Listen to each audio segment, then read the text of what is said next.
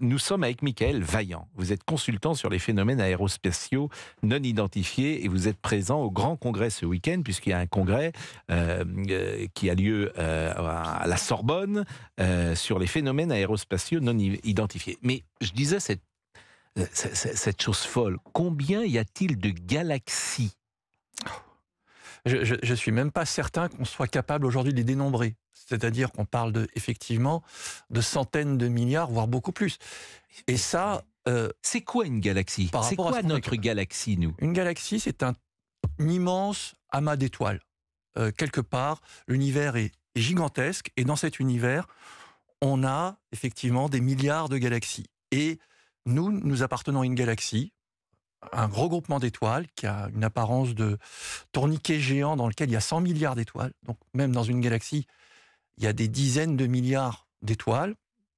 Et donc, dans ces 100 milliards d'étoiles, nous savons qu'il y a d'autres étoiles qui ressemblent au Soleil, ou même qui sont un peu différentes, mais avec des planètes, encore une fois, autour. Et certaines de ces planètes peuvent être habitables. Et là, on fait des projections. Donc aujourd'hui, scientifiques, on essaye de calculer approximativement si autour de ces étoiles, les conditions propices à la vie, à l'existence de la vie, existent. Et on parle de zones habitables. Est-ce qu'il y a des étoiles qui, dans leur zone habitable, mais là, vous parlez de notre galaxie. Je parle juste de notre galaxie. Donc on peut imaginer que dans notre galaxie, Bien dans sûr. ces milliards d'étoiles, il y ait, pourquoi pas, la vie. Mais quand vous dites qu'il y a des milliards de galaxies, ces autres galaxies, on n'y a pas accès. C'est très compliqué de voir des étoiles dans une autre galaxie. On peut en discerner parfois pour des raisons tout simplement d'optique. Mais comment on sait qu'elle est dans une autre galaxie ? Pardonnez-moi de vous poser les questions les plus bêtes du monde. Mais comme je trouve que c'est vertigineux, comment vous savez que l'étoile que vous regardez n'est pas de notre galaxie ? A priori, toutes les étoiles que l'on regarde, globalement, aujourd'hui, sont dans notre galaxie. Parce que dès que, on va dire, la lumière effectue un trajet qui devient trop lointain, cette lumière s'affaiblit, s'estompe, donc il faut beaucoup de lumière pour que ça arrive jusqu'à nous, et ce beaucoup de lumière, en général, est issu d'un ensemble d'étoiles. Et on calcule la distance parcourue par la lumière par ce qu'on appelle un redshift. Alors c'est un peu technique, mais la longueur d'onde, c'est exactement quand vous regardez, si vous voulez, une voiture passer devant vous au bord de la route, se déforme, et elle se déforme en fonction, j'ai envie de dire, du temps et de la vitesse qu'elle a parcouru. Mais alors comment, si on ne voit pas d'autres galaxies, comment on sait qu'il y a d'autres galaxies précisément ? Comment on sait qu'il y a d'autres milliards de galaxies ? Cette question, vous allez y répondre après la pause. On a perdu, j'ai l'impression, notre ami Boubouk. Pourquoi vous dites ça, Pascal ? Je vous voyais danser en régie il y a 2 secondes, donc je me dis que... On dansait Étoile des Neiges avec Fabrice. Oui, mais je suis d'accord avec vous. Mais est-ce qu'on peut connaître, monsieur Vaillant, votre formation ? Alors, j'ai une formation initiale de data scientist. Je fais de la programmation aussi. C'est quoi un data scientist ? Un data scientist, c'est un spécialiste de la donnée. C'est quelqu'un qui va analyser les données pour essayer quelque part de les faire parler. Et donc de comprendre ce qu'il peut y avoir derrière le bruit apparent. C'est-à-dire, est-ce que dans ces données, il y a des choses qui peuvent être utiles ? Et donc c'est une formation scientifique XXL, de très haut niveau. C'est une formation scientifique, oui. Vous avez fait maths sup, maths spé ? Non, pas nécessairement.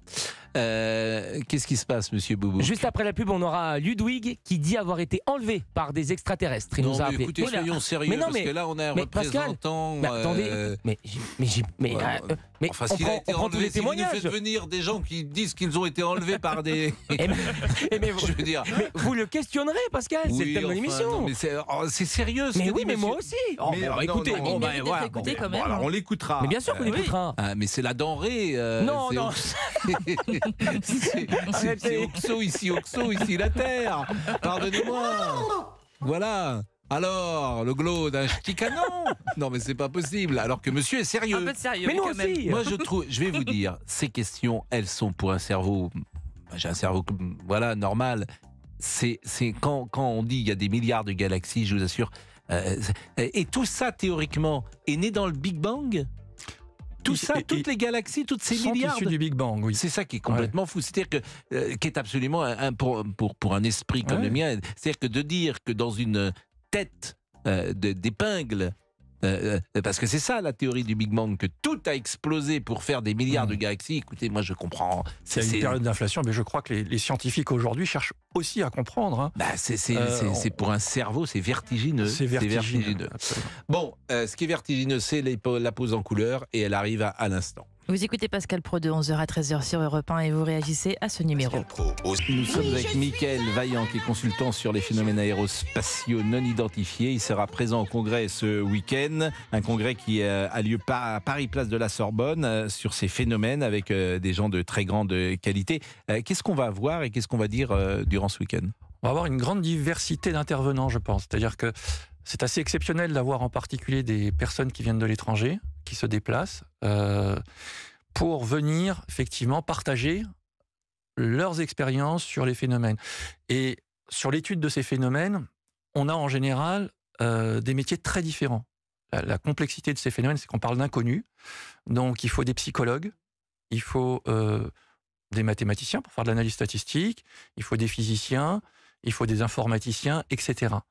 Et c'est vraiment par la combinaison de toutes ces personnes, de tous ces savoirs, qu'on arrive, ne serait-ce, je ne vais pas dire arriver à comprendre, mais en tout cas encadrer une forme de réalité. C'est-à-dire qu'on définit ce qu'on ne connaît pas parce qu'on connaît. Et quelque part, en délimitant les frontières de ce qui est connu aujourd'hui, on arrive à essayer de comprendre et de toucher cet inconnu. Bon, on parlait des milliards de galaxies. Votre sentiment, c'est que nous ne sommes pas seuls dans l'univers. L'univers, ça regroupe toutes les galaxies. Donc il y a des milliards de galaxies, des galaxies qu'on ne peut pas voir tellement elles sont éloignées. La lumière n'a pas le temps d'arriver. Donc toutes ces questions, je le dis, sont vertigineuses. Et le sentiment que vous avez, c'est qu'il est peu probable qu'on soit seul dans l'univers. Mais ça veut dire quoi, peu probable, et sur quoi repose cet avis ? On utilise aujourd'hui ce qu'on appelle l'équation de Drake, qui est une équation qui a plusieurs paramètres qui permettent justement de définir cette probabilité. Mais cette équation, dans ses paramètres, elle est complexe. Par exemple, elle est complexe parce qu'elle est complexe à définir. Par exemple, calculer aujourd'hui, et c'est l'un des paramètres, le nombre de civilisations qui auraient pu émerger autour d'autres étoiles et qui auraient pu venir jusqu'à nous pour se manifester, on ne sait pas le faire. Par contre, certains de ces paramètres, comme définir le nombre, ce que je disais tout à l'heure, d'étoiles qui auraient des planètes habitables, ça, on commence à savoir le définir aujourd'hui. Et donc, il y a ce qu'on appelle des exobiologistes, donc des personnes qui travaillent sur ce sujet, à savoir définir le nombre de planètes qu'il y a dans la galaxie, et pour ces planètes, de définir lesquelles peuvent être habitables et dans quelles conditions elles peuvent être habitables. Bon, Ludwig est avec nous. Bonjour Ludwig. Oui, bonjour Pascal. Et vous vouliez témoigner d'une expérience extraterrestre, si j'ai bien compris. On peut appeler ça comme ça, oui, en effet. Qu'est-ce qui s'est passé ? C'était un samedi en 1996. L'après-midi, je me suis allongé faire une sieste et je suis parti dans une espèce de sommeil profond, d'un coup, en entendant autour de moi comme des grattements d'éponge sur la moquette. Excusez-moi, ne riez pas Pascal. Hein. Et je me suis retrouvé à 1,2 km de chez moi dans une sphère. C'est là où on fait pousser des plantes, vous savez, enfin voilà. Et il y avait trois messieurs avec des grands yeux bleus qui ne parlaient pas mais qui télépathaient. Et qui, l'un a dit aux deux autres, ne vous inquiétez pas, il ne pourra pas se lever. Alors du coup, j'ai essayé avec ma tête comme ça de me relever, et bam, je suis reparti donc sur la table où j'étais allongé, et je me suis, je sais pas, ça a duré 1 heure, et je suis revenu chez moi. Comment ? Je n'en sais rien, voilà. Mais oui, mais voilà, qui peut prouver ce que vous dites ? Et je sais, personne. C'est ça qui est ennuyeux quand même. Je sais très bien que moi je veux pas, voilà, c'est ça qui est ennuyeux, parce que vous vivez avec ça, mais vous le racontez, alors vous vivez avec ça depuis donc 27 ans, et j'imagine que personne ne vous croit. Il y a des gens qui me croient, mais qui n'en parlent pas ouvertement. Et puis vous savez sans doute que on est encore un peu niais, on est encore un peu bébête, on n'est pas bébête, on est comme saint Thomas. Mais paraît-il que vous avez un implant quelque part qui a été posé ? Oui, en forme de triangle. Je ne vous dirai pas où. c'est assez subtil. Et Mais, voilà. mais ça, par exemple, cet implant, s'il a été Oui. posé, il est vérifiable. Bien sûr. Bah, Bien ça, sûr, bien pourquoi vous n'allez pas voir, pourquoi vous ne le faites pas authentifier cet implant? Ah ben, et puis il faudrait déjà que je passe voir que je fasse un écho-doppler, tout simplement. Mais je trouve ça très étrange. Mais un implant, comment vous savez qu'un implant est dans votre corps? Ah ben parce que je le sens. Et ça, cet implant, il eh ben, n'était pas avant cette journée ah non, de du tout, pas du 96. tout, pas du Et tout, depuis pas du tout. 27 ans, vous n'êtes pas allé le faire vérifier. Et sur le coup, je me suis dit, tu vas Bah, passer c'est pour pas un sur le dingue, c'est coup, pas la peine. 27 ans. C'est Peut-être qu'il un a grand honte, coup ça. quand même, ça fait Non, mais je 27 ans.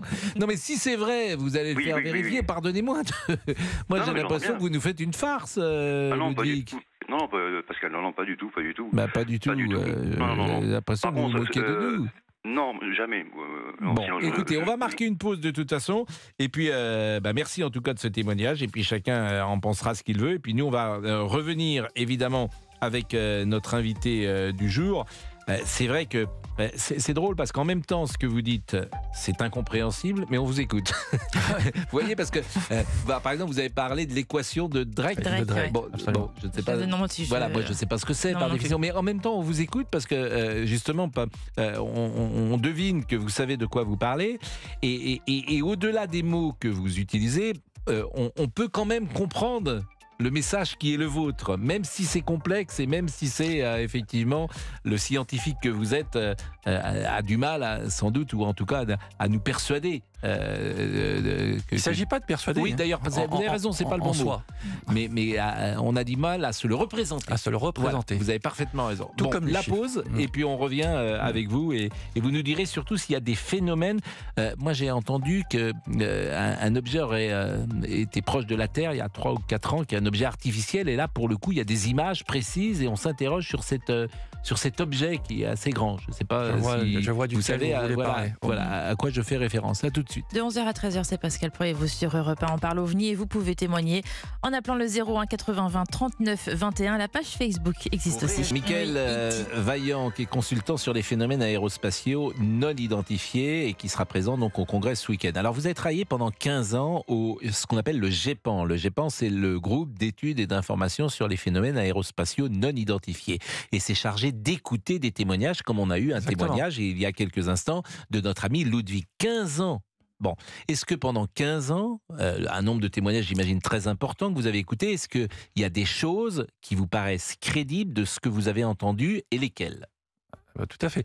Aujourd'hui, le GEPAN cherche à créer une base de données qui, quelque part, qui contient tous les phénomènes qui résisteraient à l'analyse, c'est-à-dire les phénomènes qui sont précisément inexpliqués.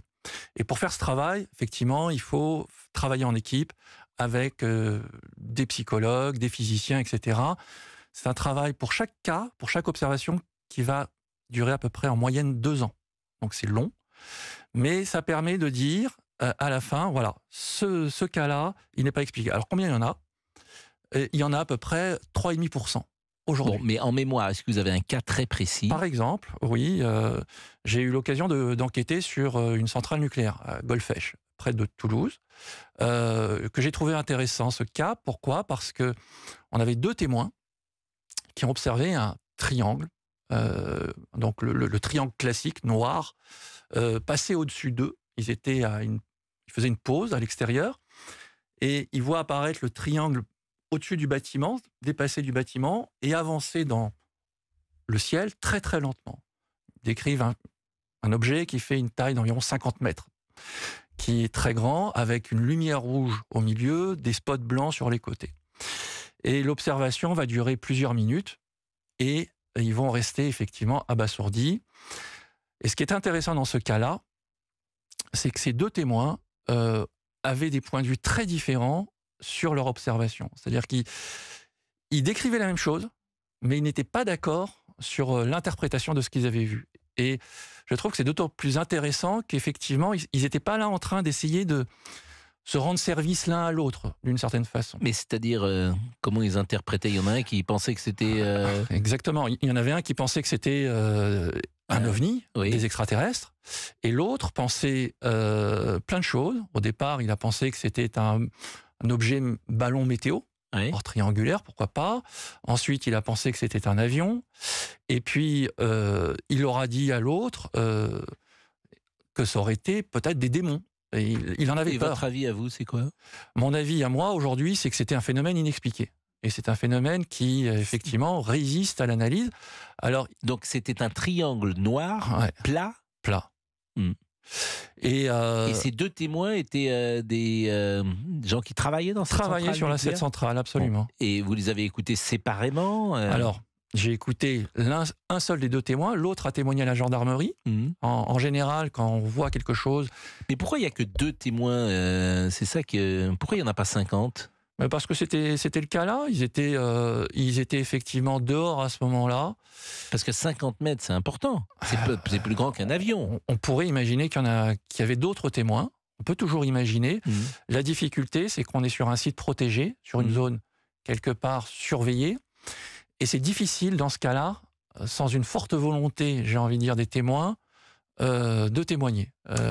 Bon, bah écoutez, c'était intéressant en tout cas de vous entendre aujourd'hui. Et c'est ouvert au public Alors, le site du GEPAN est Oui. accessible en ligne, bien sûr. Mais c'est ouvert au public ce qui va se passer ce congrès. week-end Ce week-end, à la Sorbonne. c'est ouvert. Alors, ce sont des places qui sont vendues. Toutes les places ont été vendues, malheureusement. Assez Mais- cher d'ailleurs, c'est 180 €. Oui, parce que c'est le prix du déplacement de ces personnalités. Bah écoutez, je vous remercie grandement et c'est vrai que c'est des sujets qui nous passionnent. Michael Vaillant.